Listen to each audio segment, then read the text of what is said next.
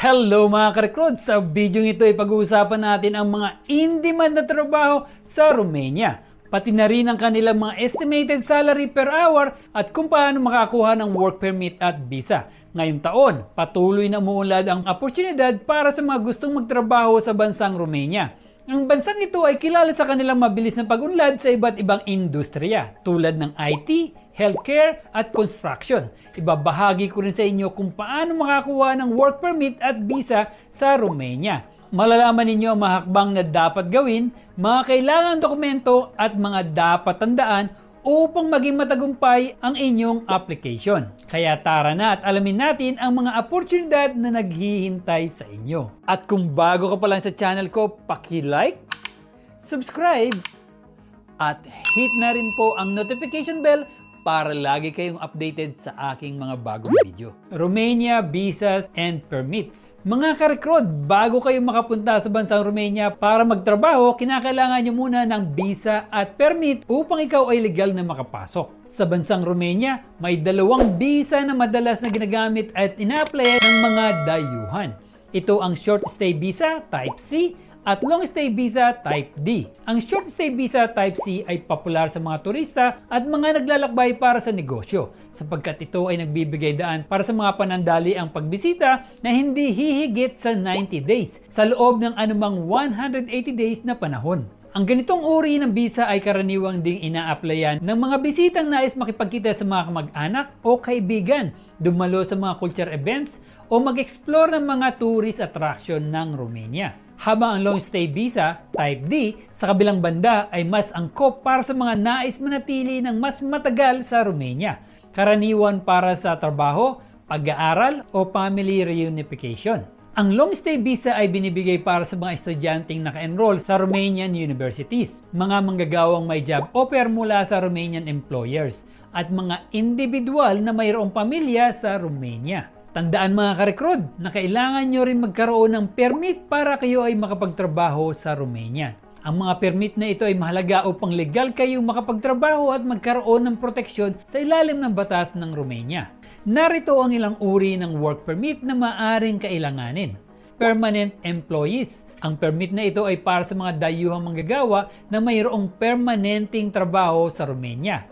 Kadalasan, ito ay para sa mga posisyon na nangangailangan ng pangmatagalang kontrata. Trainee workers. Ito ay para sa mga dayuhang manggagawa na pumasok sa Romania para sa mga internship o training programs. Ang permit na ito ay karaniwang may limitadong panahon depende sa tagal ng training program. Seasonal workers. Ang permit na ito ay para sa mga manggagawang nagtatrabaho lamang sa panahon ng peak seasons, tulad ng agrikultura o turismo. Ang mga seasonal permits ay karaniwang may limitadong visa, karaniwang hindi higit sa 6 na buwan. Cross-border workers. Para ito sa mga manggagawang naninirahan sa mga malapit na bansa, ngunit nagtatrabaho sa Romania. Ang permit na ito ay nagpapahintulot sa kanila na legal na makatawid sa border para magtrabaho. Highly qualified workers. Ang permit na ito ay para sa mga profesional na may mataas na antas ng kasanayan at qualification. Kadalasan, ito ay binibigay sa mga manggagawang may mga specialized skills na kinakailangan sa Romania. Siguraduhin na mayroon kayong tamang permit para sa inyong trabaho upang maiwasan ang anumang legal na issue at maprotektahan ang inyong karapatan bilang manggagawa sa Romania. Ang standard working hours naman sa bansang ito ay 40 hours bawat linggo. Mga in-demand jobs at paano makahanap ng trabaho sa Romania. Alam nyo ba mga ka-recruit na ang mga general work ay maaaring kumita ng 3.13 euro per hour o katumbas na 198 pesos bawat oras. Habang skilled workers naman ay 4.5 euro per hour o katumbas na 286 pesos bawat oras.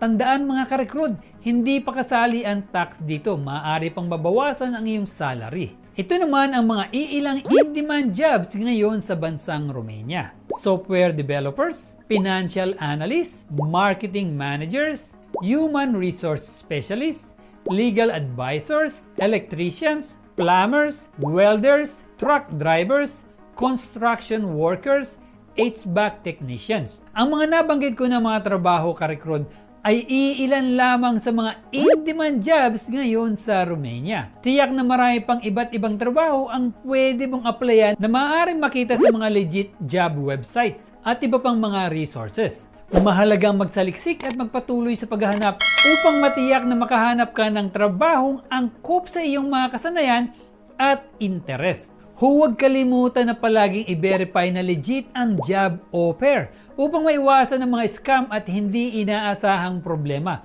Gamitin ang mga tamang plataforma at sundin ang mga tamang hakbang upang makamit ang iyong mga pangarap na makapagtrabaho sa Romania. Proseso sa pagkuha ng permit at visa. Upang makakuha ng work permit sa Romania, kailangan sumunod ang isang dayuhang aplikante sa ilang mga kondisyon. Una, dapat magkaroon sila ng valid passport na ang visa ay mas mahaba kaysa sa hinihiling na work permit. Pangalawa, kailangan niya ng job offer mula sa isang Romanian employer na kayang patunayan na wala siyang mahanap na angkop na aplikante mula sa mga mamamayang Romanian at iba pang EU citizens. Panghuli, kinakailangan ding magpakita ng mga dokumento na magpapatunay ng kanilang qualification at experience sa trabaho na kaugnay sa posisyong ina-applyan. Ang proseso naman ng pagsusumite sa aplikasyon para sa work permit ay may ilang mga hakbang. Ang employer ang magsusumite ng aplikasyon sa General Inspectorate of Immigration sa Romania. Karaniwang itong maabot ng hanggang 30 days para maproseso ang iyong aplikasyon. Kapag naaprubahan na, ibibigay ng employer ang work permit sa dayuhang aplikante upang magproseso naman ng work visa. Pagkatapos makakuha ng work permit, kailangan mag-apply ang dayuhang aplikante para sa visa upang makapasok sa Romania. Sa pagdating sa Romania, kailangan ding magparehistro sa local na tanggapan ng immigration upang makakuha ng resident permit. Ang pagsunod sa mga hakbang na ito ay mahalaga upang masiguro ang legal at maayos na pagtatrabaho sa Romania. Mga ilang dokumentong kailangan. Ito naman ang ilang dokumentong inyong kailangan para sa visa. Work permit obtained by the employer, proof of accommodation in Romania, valid passport, 2 recent identifying photos, proof of medical insurance for the duration of the visit, police clearance or a background check from the employer's country of residence, evidence of sufficient financial means to support the visit, applied ticket or proof of other accommodations for travel. Paalala lang mga ka-recruit, ang mga requirements at proseso ay maaari pa rin magbago depende sa inyong employer at kung ano ang inyong napagkasunduan. Ang mga binahagi ko ay iilang guide lamang para kayo ay makapagtrabaho at makapunta sa bansang Romania. At yun lamang po mga ka-recruit, mahalagang tandaan na para makapagtrabaho ng legal sa Romania, kailangan mo muna makakuha ng work permit at visa. Siguraduhing sumunod sa mga kinakailangan tulad ng pagkakaroon ng valid na passport, job offer mula sa isang Romanian employer, at ang proseso sa pag-a-apply para sa work permit. Sana ang mga impormasyon na ito ay makatulong sa inyo sa paglalakbay tungo sa pagtatrabaho sa Romania at magbigay sa inyo ng sapat na gabay sa pag-abot ng inyong mga pangarap. Salamat sa panonood mga ka-recruit, at kung nagustuhan nyo ang video ito, mag-leave lang po kayo ng comment sa comment section below. At para sa aming napakagandang playlist, paki-hit lang po dito. At para naman sa recommended videos, dito. At paki-subscribe na rin po dito.